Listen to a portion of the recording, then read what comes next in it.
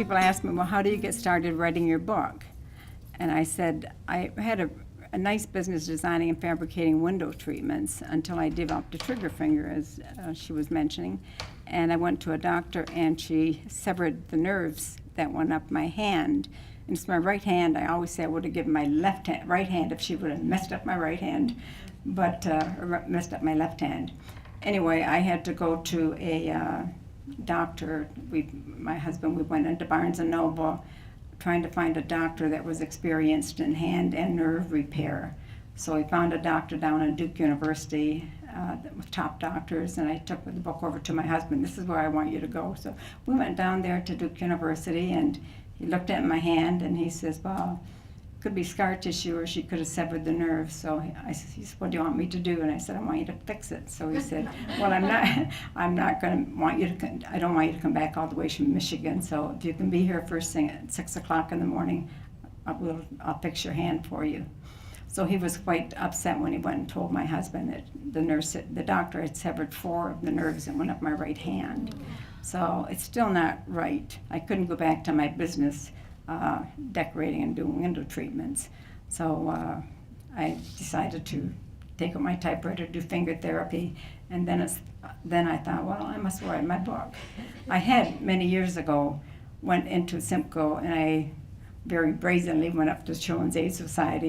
Didn't know if they had the Freedom of Information Act or not, and asked if they would give me the records of my life growing up in the foster care. So they weren't too sure if they were going to give them to me, and so he said, just a minute, wait here. So he went down into the basement and dug them up. So that was a good place to put them, down in the basement. That's probably where they belonged.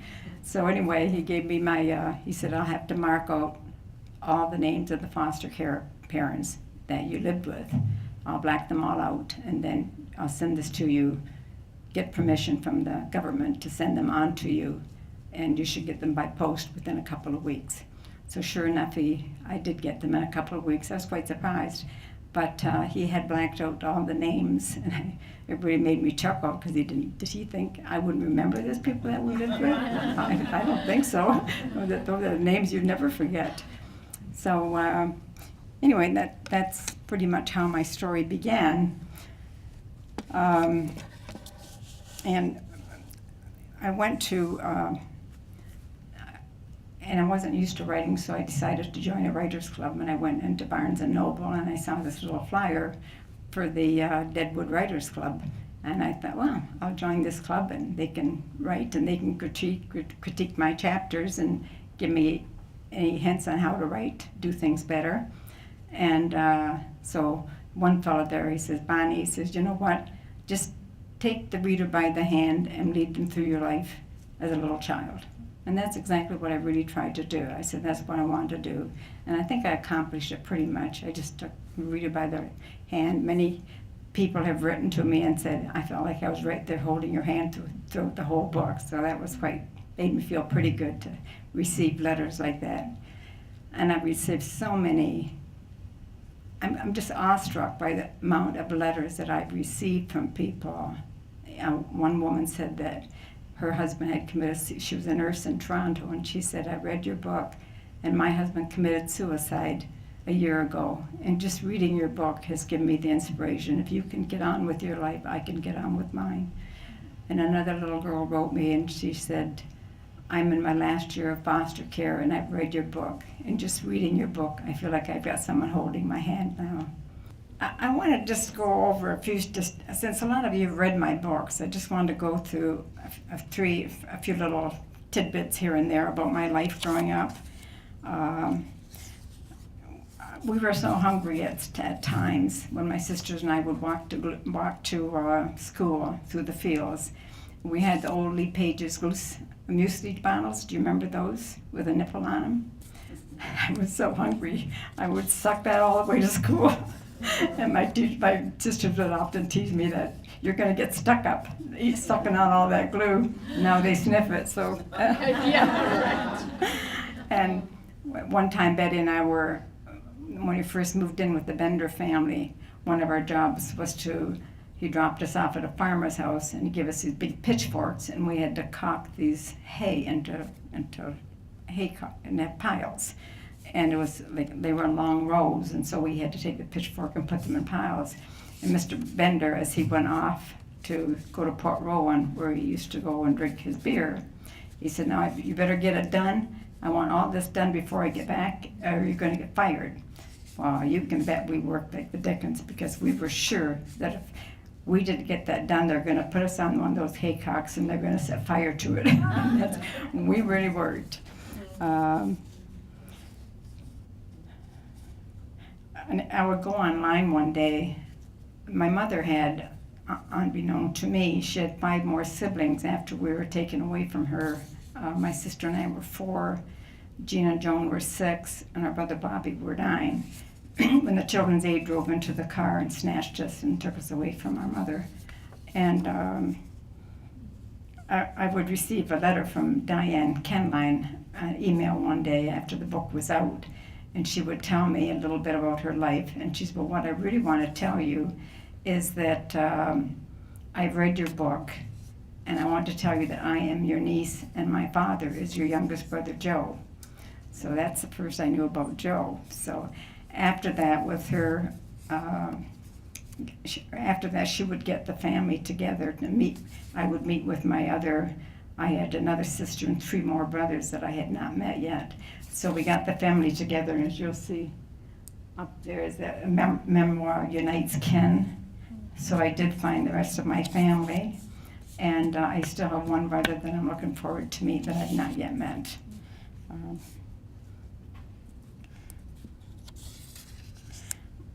My sister Betty was always a very sickly little child, and I was like the youngest surrogate mother, and I looked after Betty most of our lives.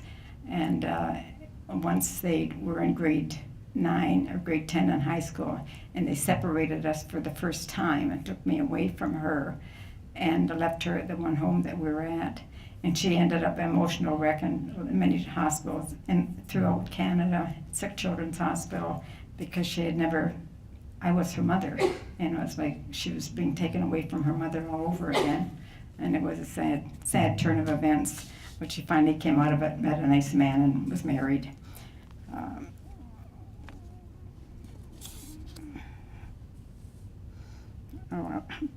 One day we were coming home from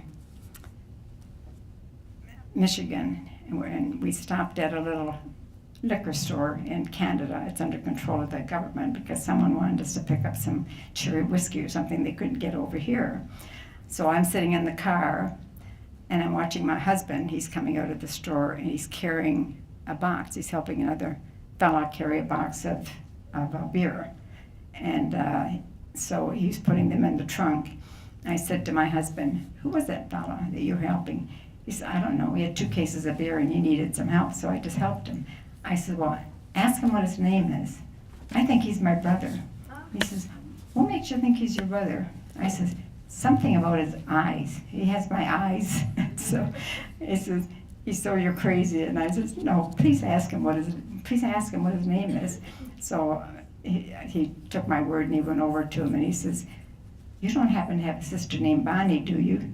He said, "Yeah, I do." He took out his wallet and had a high school picture that someone had given me in his wallet. So he came out, it was my brother Albert. I'd never met Albert before. I would find out that 3 of my older brothers were serving in World War II at the time the Children's Aid took us away from our home. And so that's how I met one brother. Another brother, we were driving along a country road, and I see this sign, post box with the name Jack Mudford on it. My maiden name was Mudford, real English name. So I said to my husband, "Stop, back up. I think it's my brother that lives there." So he says, "You're crazy." And I said, "No, I think I have a brother named Jack." And so he pulls up, go up to the porch and knock on the door. And I says, "Do you have a sister named Bonnie?" He said, "Yes, I do." I says, "That's me." He says, come in. He started pulling down the family albums, and was going to show me some pictures, but I couldn't stay too long with them. We're dressed up and we're on our way to a wedding, but that's how I met one of my brothers. So I still have one brother yet to meet. I'm not too sure how or where or when I'm going to meet him, but hopefully it will be this year. This house right here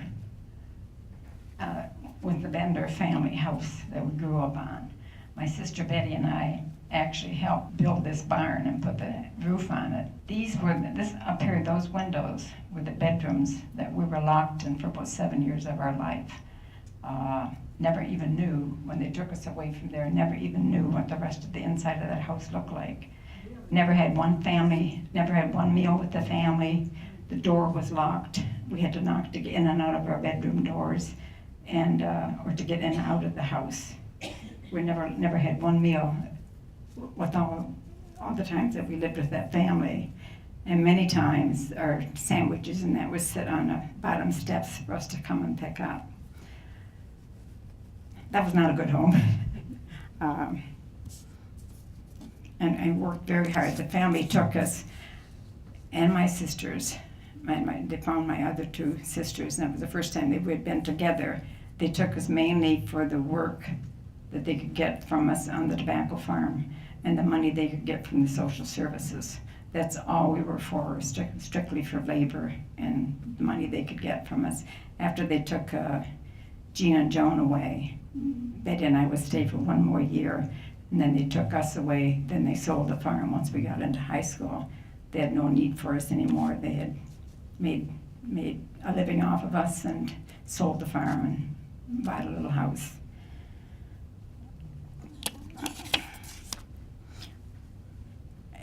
The lady that bought the house, my sister and I stopped in to see her one time. Of course, the house had been torn down and rebuilt when she bought the house.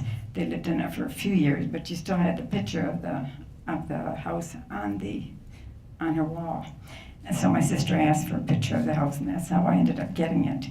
But she said that when they tore the house down, when I was a little girl, I always wanted to be a fashion designer. I wanted beautiful clothes because we had such horrible, ugly clothes through the Children's Aid Society. And I would be sketching clothes in the dirt when we were working in the fields, or I would be sketching clothes on sheets of paper. So we went back to see this lady a few years back, and she said when they tore the house down, she said, I said to my husband, some little girl who's going to grow up to be a fashion designer, because she had all these sketches of paper they found in the attic that we had, that I had sketched, and we had a little hole. We didn't give us a garbage can, so 4 little girls can make a lot of garbage through high school. So we'd always stick our